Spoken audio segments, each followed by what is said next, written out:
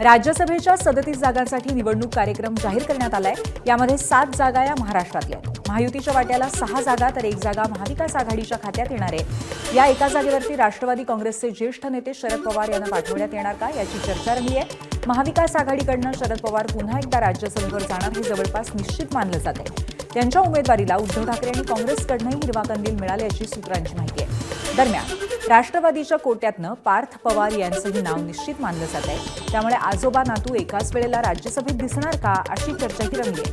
तसंच भाजपने अतिरिक्त उमेदवार दिला नाही तर ही बिनविरोध निवडणूक होण्याची शक्यता आहे। अजित पवारांच्या विमान अपघाताबाबत आमदार रोहित पवारांनी अनेक गंभीर शंका उपस्थित केल्या आहेत। रोहित पवार यांनी आज पुन्हा पत्रकार परिषद घेत प्रेझेंटेशन केलं आणि VSR कंपनी, लिअरजेट विमान, DGCA संदर्भात गंभीर शंका उपस्थित केल्या। विमानामध्ये अतिरिक्त इंधन का भरलं असे सवाल त्यांनी केलेत। विमान जाणीवपूर्वक आदळण्यात आल्याची शंका त्यांनी व्यक्त केली आहे। फ्यूल भरलं होतं, आत अधिकचे टँक होते असं आमचं मत आहे आणि त्याच्यात परत जाण्यापेक्षा डायरेक्ट हे विमान खाली आदळण्यात आलं, हे मुद्दामून आदळण्यात आलं असं आम्हाला आता त्या ठिकाणी वाटतं। स्फोट का झाला त्याचं मुख्य कारण, जी शंका आम्ही घेतली होती ती नक्कीच कुठं ना कुठंतरी खरी ठरत आहे की नक्कीच त्या विमानामध्ये फ्यूल टँक अधिकचे होते। VSR कंपनीचा मालक रोहित सिंगच्या लग्नाला राज्यातल्या सत्ताधाऱ्यांपैकी अनेक बडे नेते गेले होते असा गौप्यस्फोटही रोहित पवारांनी केलाय। विशेष म्हणजे रोहित सिंग हा तेलुगू देसमच्या बड्या नेत्याचा निकटवर्ती असल्याचा दावाही त्यांनी केलाय। आमचं फक्त म्हणणं आहे VSR वर इन्व्हेस्टिगेशन का होत नाही त्याचं कारण कदाचित असं असू शकतं की रोहित सिंगच्या लग्नामध्ये बरेच महाराष्ट्रातले सुद्धा सत्तेतले काही लोक, नेते, काही माजी मंत्री सुद्धा या निगडीत असणारे आणि काही दुसऱ्या राज्यातले, त्यातलं एक राज्य आम्हाला कळलंय ते म्हणजे आंध्र प्रदेश। आंध्र प्रदेशचे TDP या पक्षाचे प्रमुख नेते, ते कोण मी सांगणार नाही, पुढच्या काही ह्याच्यामध्ये मी मला माहिती आहे का तर 100% माहिती आहे। TDPचे एक प्रमुख नेते त्या लग्नाला, रोहित सिंगच्या VSRचा जो मालक आहे त्याच्या लग्नाला राजस्थानला हे गेले होते। मग VSRच्या मालकाच्या मुलाच्या लग्नाला तुम्ही तिथं जाता आणि आज VSR या कंपनीवर जेव्हा ऑब्जेक्शन घ्यायचं असतं, त्याचे ऑपरेशन बंद करायचे असतात, तेव्हा तिथं मंत्री महोदय TDP या पक्षातले, या देशाचे जे एव्हिएशन मिनिस्टर आहेत ते कुठेतरी म्हणतात no safety concern with Learjet aircraft VSR Venture aviation minister. का ऑब्जेक्शन आम्ही नाही घेतलं पाहिजे? लिअरजेट विमानाचं भारतात रजिस्ट्रेशन करताच येत नाही असा दावाही रोहित पवारांनी केलाय।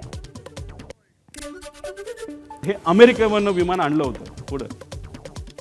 आता हे बघा, कुठलंही विमान हे जेव्हा तुम्ही भारताच्या बाहेरून आणता एक लिस्ट असते, त्याला आपण म्हणतो STC, सप्लिमेंटेड टाईप सर्टिफिकेट। याच्यामध्ये मी मार्क केलेत, हे लेअरजेटचे आहेत, पण ह्याचा सखोल STCचा आम्ही अभ्यास केल्यानंतर मी फार जबाबदारीने हे स्टेटमेंट करतोय, लेअरजेट हे विमान भारतामध्ये रजिस्टरच होऊ शकत नाही। हे स्ट्रेट फॉरवर्डली तुम्हाला सांगतो, हे इल्लिगली रजिस्टर झालेत DGCAच्या काही अधिकाऱ्यांचा उपयोग करून, नाही तर वापर करून, नाही तर ज्या गोष्टी ज्या द्यायच्या होत्या त्या देऊन। विमानाचं 5000 तास नाही तर 8000 तास उड्डाण झालं होतं असा दावा रोहित पवारांनी केलाय। कुठलंही विमान घेतलं गेल्यानंतर त्याला 5000 तास असं काहीतरी दिलं जातं। त्याचं तास किती होते या विमानाचे? 5000। अजित काका जेव्हा विमानामध्ये बसले होते त्याला किती तास झाले होते तर ते 5915। किती तास बाकी होते? त्या कंपनीच्या म्हणण्यानुसार फक्त 85 तास। 5000 त्याचं वय होतं तर हे मशीन 8000 पर्यंत उडलेलं आहे। मग दादांकडे मशीन देत असताना तसंही त्या मशीनमध्ये काहीच राहिलं नव्हतं आणि त्याची किंमतही खराब झाली होती आणि मग मुद्दामूनच ह्याच्यामध्ये मशीनसुद्धा देताना खराब क्वालिटीचंच दिलं, नुकसान होताना कमी व्हावं आणि हा अपघात का घात हा प्रश्न तर त्याच्यामध्ये राहतो। अजित पवारांच्या विमान अपघातावरती प्रश्न उपस्थित करणाऱ्या रोहित पवारांनी भीती व्यक्त केली आहे। पत्नी, आई वडील आणि मुलांना माझी काळजी वाटते, पण मी नाही लढणार तर कोण लढणार असा सवाल रोहित पवारांनी उपस्थित केला। एकतर भीती मला वाटत नाही, पण माझ्या परिवाराला 100% त्या ठिकाणी भीती वाटते। एवढ्या मोठ्या लोकांना जर तू अंगावर घेत असेल त्याच्याचबरोबर एवढी मोठी लोकं जर कुणी असेल, कारण ही घटना घडवायला फार मोठे लोक त्याच्या मागे असू शकतात, नाही तर लागतील. आणि मग या लोकांना तू अंगावर घेत असतील तर आम्हाला तुझी काळजी वाटते. हे माझ्या पत्नीने सुद्धा मला बोलून दाखवलं आहे, माझ्या मुलांनी मला बोलून दाखवलं आहे, माझ्या आईवडिलांनी आणि माझ्या सासऱ्यांनी आणि सगळ्या जवळच्या लोकांनी ते बोलून दाखवलेलं आहे. पण आपण नाही लढणार तर कोण लढणार? कारण का हा विषय अतिशय भावनिक आहे, महाराष्ट्रासाठी सुद्धा आणि आमच्या परिवारासाठी सुद्धा. जर भीतीपोटी आम्ही थांबलो, शांत बसलो, तर आम्ही मराठी माणसं कशाचे आणि आम्ही पवार कसले? रोहित पवारांना शंका असतील तर त्यांनी मुख्यमंत्र्यांशी बोलावं, त्यांनी पुरावे तपास यंत्रणांना द्यावेत, अशी प्रतिक्रिया महसूल मंत्री चंद्रशेखर बावनकुळे यांनी रोहित पवारांनी घेतलेल्या पत्रकार परिषदेवरती दिली आहे. या राज्याच्या कुठल्याही व्यक्तीला एखाद्या विषयाची अपघाताची शंका असेल तर अजित पवारांचा अपघात तर फारच मोठा आहे किंवा तो जे काही इन्सिडेंट झाला आहे. रोहित पवारला संशय आहे, अजून इतरांना संशय आहे. शंकाचं निरसन झालं पाहिजे. रोहित पवारांनी जे काही मांडलं त्याचंही निरसन झालं पाहिजे. या राज्यामध्ये पारदर्शी चौकशी झाली पाहिजे. या बाजूने सर्वच आहे.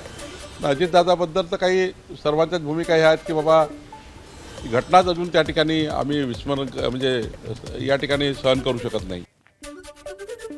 अजित पवारांच्या विमान अपघाताच्या चौकशीवरनं आमदार अमोल मिटकरींनी टीका केली आहे. ब्लॅक बॉक्स जळला ही माहिती देण्यासाठी तब्बल 17 दिवस का लागले असा सवाल त्यांनी उपस्थित केला.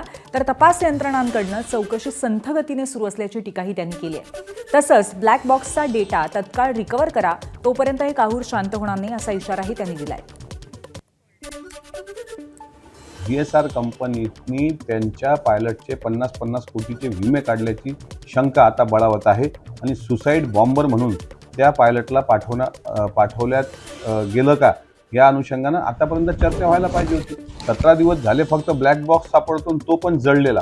आता तो तुम्ही विदेशात पाठवणार, तो डाटा रिकवर होणार, मग त्याला यायला अजून 15 दिवस लागतील. मग परत 23 पासून अधिवेशनच्या दरम्यान होळीच्या सुट्ट्या, आणि त्या होळीच्या सगळ्या धुलिवंदनाच्या सगळ्या या प्रोग्राममध्ये अजितदादा नावाचा विषय मागं पडेल.